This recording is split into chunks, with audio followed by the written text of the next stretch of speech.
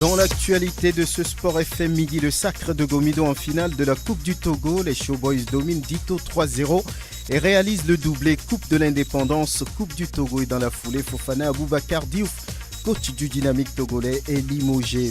Apothéose de la Coupe du Togo, mais aussi de la 10e édition du tournoi Festifoot de l'intégration, une édition enlevée par le Cameroun devant le Niger 3-0. Le basket et le handball sont également dans l'agenda de ce journal de la mi-journée.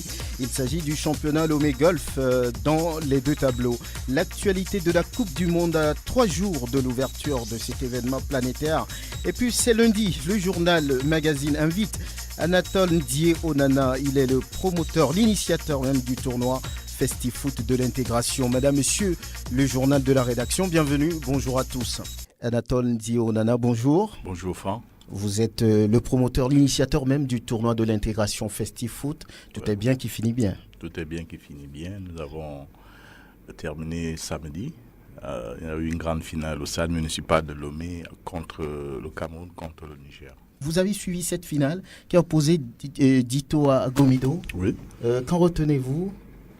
Je retiens tout simplement que nous avons fait 12 ans sans la Coupe du Togo et le président de la Fédération togolaise, le ministre des Sports, ont décidé que ça reprenne cette année. Vive le football togolais. Une 10e édition du tournoi Festifoot qui vient de prendre fin. C'est l'édition, selon vous, de la maturité ? Oui, c'est effectivement l'édition de la maturité. Nous avons quand même fait 10 ans. Je crois que chaque année, c'est parfait. La 10e édition voulait faire mettre le petit plat dans les grands.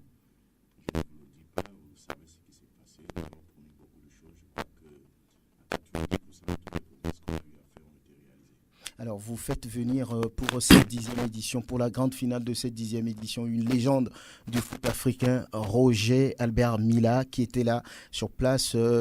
Qu'est-ce qui vous avait décidé, ou bien qu'est-ce qui vous a décidé à faire venir une telle légende ? Vous avez parlé tout à l'heure de la maturation. Nous nous sommes dit qu'à la 10e édition, il fallait que nous puissions marquer cette édition en faisant venir un grand nom du football africain. Et dans la foulée, il y a des noms qui sont sortis, entre de Roger Mila, Emmanuel Adebayor et des autres. Bon, le comité d'organisation m'a désigné de rentrer en contact avec ces personnalités qui ont marqué leur accord.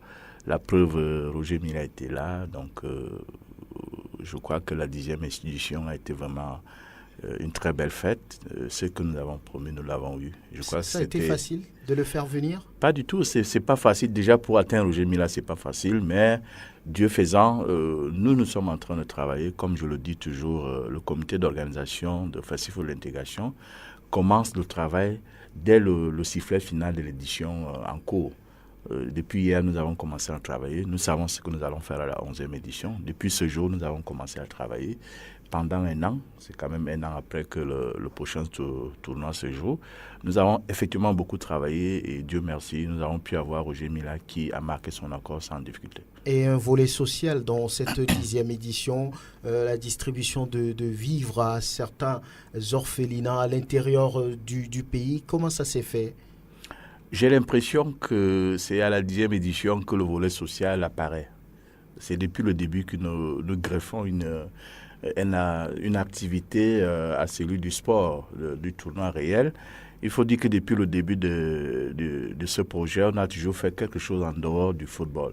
Parce que nous nous sommes dit, nous ne pouvons pas nous retrouver juste pour jouer au football. Et après, si vous vous rappelez, l'année passée, on a fait un don de sang. Toutes les communautés étrangères viennent au Togo. La plupart, j'allais dire, sont venus avec le concours du ministère de la Santé pour proposer des sangs.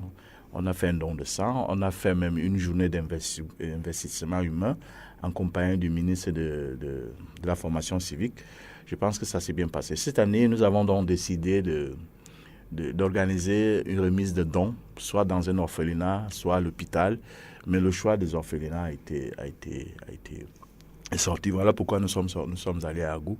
Et je crois que là-bas, tout s'est bien passé. Alors, quels sont les retours ? Le fait d'amener à l'intérieur du pays des gens qui n'ont jamais vu Roger Mila, qui se trouvent juste à ses côtés, en train de le toucher, qu'est-ce que ça a fait là-bas ? Croyez-moi, mon cher ami, c'était émouvant. C'était émouvant parce que l'accueil d'abord que nous avons reçu à Agou, je ne l'ai jamais vu de ma vie. J'ai été tellement honoré de constater que l'idée que nous avons eue était une très bonne idée parce que voir la population qui est sortie pour venir nous accueillir, c'était impressionnant. On vous a même fait Togbi.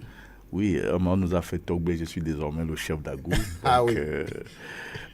Disons, ce que je voulais vous dire, c'est que cette distinction n'est pas la distinction d'Anatole Dionala que je suis, c'est la distinction d'un groupe qui a décidé de faire les choses d'une certaine manière. Je parle du comité d'organisation de Festival d'intégration, qui est représenté par beaucoup de personnes.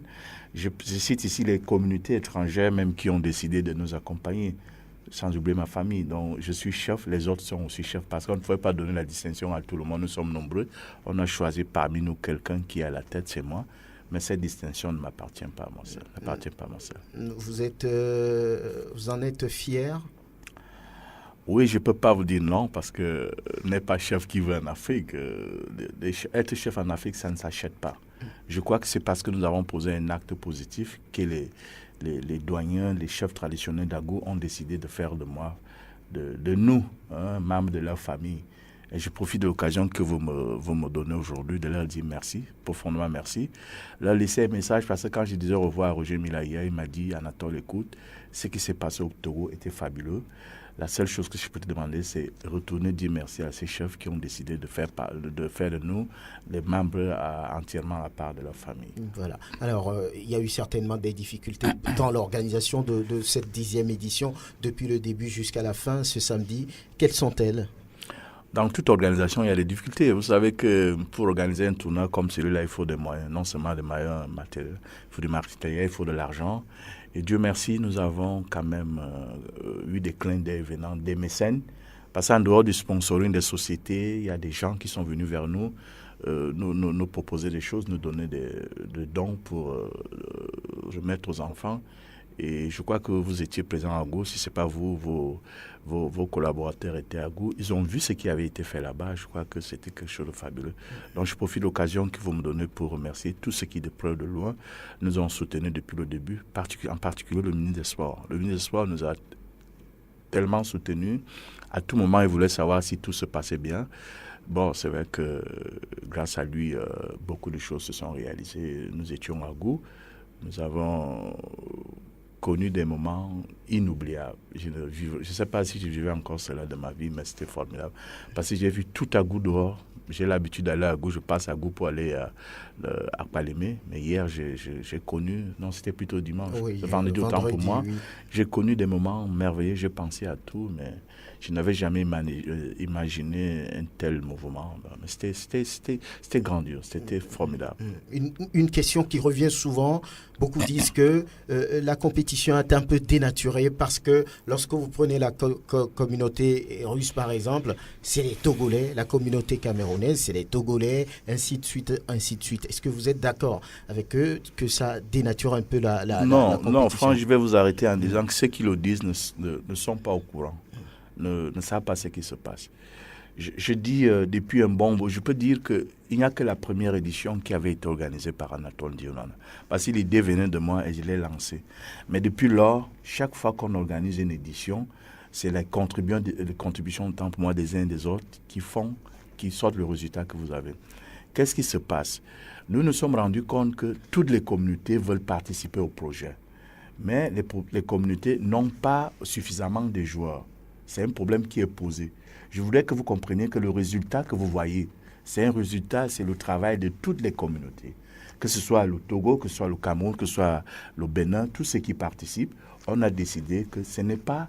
Il faut qu'on retienne une chose. Le Global Vision, autant pour moi, le Festifoot n'est pas une compétition normale. C'est juste une rencontre des frères, des amis qui ont décidé de faire un clin d'œil, de faire une part belle à la communauté qui les accueille. Je parle du Togo. Parce que nous organisons ce tournoi pour dire merci au peuple togolais qui est accueillant, qui est charmant. Donc, tous les ans, cette question je dis bien, d'ailleurs, quelqu'un a pris les armes sur la France, la France qui a gagné la Coupe du Monde en 1998. Il n'y avait que des Blacks dans cette équipe. OK. Mais pour revenir à Festival de l'intégration, nous sommes décidés que toutes les équipes peuvent prendre ce qu'ils appellent communément des mercenaires. C'est vrai que nous sommes en train de mener une réflexion. Est-ce qu'il ne faut pas qu'on respecte un quota? On peut peut-être décider qu'au lieu que... Il n'y a pas eu d'équipe. L'équipe russe, vous dites qu'il n'y avait que les Togolais. Non, il y avait 2 Russes dedans. J'ai vu 2 Blancs dedans. C'est certainement ceux-là qui ont organisé l'équipe. Moi, j'étais surpris d'apprendre que la Russie veut participer au tournoi Festival d'intégration. Je voudrais aussi vous rappeler que je n'interviens pas dans ce genre de choses. Les équipes sont responsables, ce sont elles qui décident d'avoir en leur sein 10 ou 2 équipes ou 2 ou 3 joueurs venant d'ailleurs. Mais compte tenu du fait que la question revient tous les jours, nous allons faire des efforts avec les communautés qui participent de choisir un quota, de dire, bon, écoutez, il faut qu'il y ait au moins les nationaux à 30, 20%, 50%. Je crois que c'est ce que je peux faire comme promesse aujourd'hui. Oui, la 10e édition du tournoi FestiFoot bouclé, Anatole Ndié-Onana, à quoi peut-on s'attendre pour la prochaine édition? Bon, je crois que je vous l'ai dit dès le début que nous sommes déjà mis au travail pour préparer la 11e édition. Pour le moment, je ne peux pas faire de déclaration parce que je suis quelqu'un de vrai, d'entier. Et je ne vais pas promettre quelque chose que je ne pourrais pas réaliser. Donc laissez-moi le temps, mais ce que je peux vous dire, c'est que la 11e édition sera différente de la 10e. Et je profite de l'occasion que vous me donnez aujourd'hui pour faire un clin d'œil et remercier tous ceux qui nous ont aidés. Parce que nous avons vraiment été aidés. Pour aller à Gou, j'ai été surpris, même les petits-enfants venaient laisser des petits sacs de riz. Ouais, j'ai vu un enfant qui est venu laisser un sac de riz de 5 kilos à mon bureau. C'était vraiment formidable de constater qu'il y a des gens qui savent qu'à côté d'eux, il y a certaines personnes qui souffrent. Il faut seulement leur donner un coup de main. Cela a été fait le samedi. Donc, je profite de l'occasion pour vous dire vraiment merci, vous les journalistes, parce que depuis ce projet, vous ne ménagez aucun effort pour nous soutenir. Notre projet est connu partout, grâce à vous. Et je crois que vous allez continuer à faire ce travail afin que nous atteignions effectivement, je ne sais pas s'il y a un objectif que nous voulons atteindre. Notre objectif, c'est quoi? C'est le vivre ensemble. Démontrer que non seulement nous sommes dans un pays et nous y sentons bien, parce que l'intégration que nous avons n'est pas un vain mot, c'est la réalité. Parce que si nous n'étions pas intégrés, nous n'allions pas réaliser autant de choses. Donc, cela nous permet aujourd'hui de dire merci aux autorités togolaises qui ont institué une politique qui permet d'être intégré à condition de respecter les lois du pays. Dire merci aux sponsors, parce que pour que nous puissions atteindre nos objectifs, il a fallu que quelqu'un vienne nous donner un coup de main. Ce sont ces sponsors que vous connaissez, nos sponsors traditionnels que vous connaissez, qui nous ont aidés à réaliser ce projet. Dire merci aux communautés étrangères qui ont cru en nous, qui viennent chaque année s'inscrire. Je m'en vais vous raconter une histoire, parce que nous avons réalisé le tirage au sort, je ne me rappelle plus de la date, mais au lendemain, nous avions 10 équipes qui voulaient participer. On leur a dit que ce n'était pas possible parce que nous faisons les choses de manière professionnelle. Nous ne pouvons pas avoir fait le tirage au sort à la télé, à la radio, tout le monde a vu, vous voulez qu'on intègre encore d'autres équipes. Donc, sincèrement, il y a des communautés qui nous soutiennent, surtout ce que les communautés ont fait. Toutes les communautés ont participé aux dons. La communauté du Nigeria était la première communauté. Je crois que c'est le lendemain du tirage au sort que cette communauté est venue remettre ses dons au bureau. Toutes les autres communautés, il y a une jeune communauté qui n'est constituée que des étudiants à la communauté de la Guinée équatoriale. Elle est arrivée à la veille de notre départ à Agou. Voyez-vous, quand vous vous rendez compte que vous avez eu une idée et les gens vous encouragent de cette manière, ça ne fait que plaisir. Ça fait vraiment plaisir. Ce sera tout pour ce journal magazine. Merci à Anatole Ndié-Onana, promoteur de FestiFoot 2, l'intégration, qui a bien accepté de venir dans cette édition. Merci également à Elom Adovan qui a assuré la vidéo de ce journal magazine que vous pourrez retrouver sur le www.radiosportfmtg.com. Merci à Pélagie Mekoum qui a assuré la mise en onde. Merci à toute la rédaction, à toute la réalisation. Et l'on compte sur vous, vous le savez, pour le prochain rendez-vous. Et surtout, faites toujours attention à vous. Chaque seconde est à vivre. Au revoir.